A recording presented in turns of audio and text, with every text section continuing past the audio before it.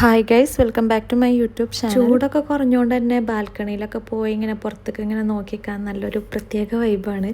ചൂടുള്ള ടൈമിലായിരുന്നെങ്കിൽ ഞാൻ അങ്ങോട്ട് വരാറേ ഉണ്ടായിരുന്നു. ഏകദേശം ഒരു 8 മണിയൊക്കെ ആയപ്പോൾ ഷിക്ക് വന്നിട്ടുണ്ടായിരുന്നു വർക്ക് കഴിഞ്ഞിട്ട്. വന്നപ്പോൾ തന്നെ ആളെന്തോ ബാഗിൻ്റെ ഉള്ളിൽ നിന്ന് എടുക്കുന്നത് കണ്ട്. അപ്പോൾ ഇതെന്താ സംഭവം എന്ന് വെച്ചപ്പോഴാണ് പറഞ്ഞത് കമ്പനിയുടെ അടുത്തൊരു പുതിയ പാകിസ്ഥാനി റെസ്റ്റോറൻറ്റ് ഓപ്പൺ ആക്കി. അപ്പോൾ അവിടെ ഇനോഗ്രേഷൻ്റെ ഭാഗമായിട്ട് എല്ലാവർക്കും ഫുഡ് കൊടുത്തിട്ടുണ്ടായിരുന്നു. അപ്പോൾ അത് ഷിക്കുവിനും കിട്ടി.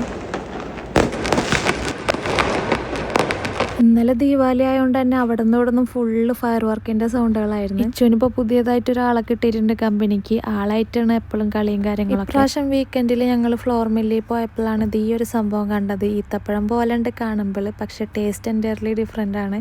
ഒരു പുളിപ്പൊക്കെ ആയിട്ടുള്ള ഒരു സംഭവമാണിത്. അപ്പോൾ അതൊക്കെ കഴിച്ചിട്ടിരിക്കുകയാണ്. ഇതിൻ്റെ സീഡ് കുറച്ച് വലുപ്പമുണ്ട്.